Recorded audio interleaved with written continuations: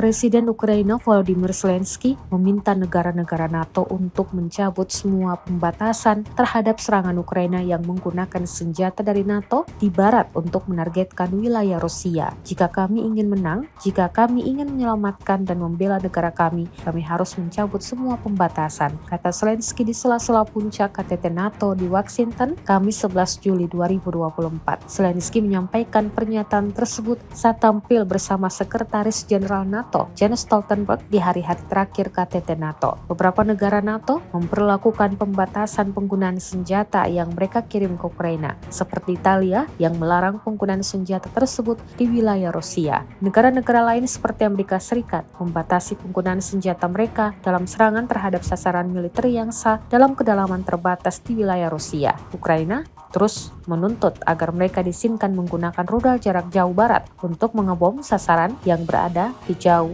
wilayah Rusia.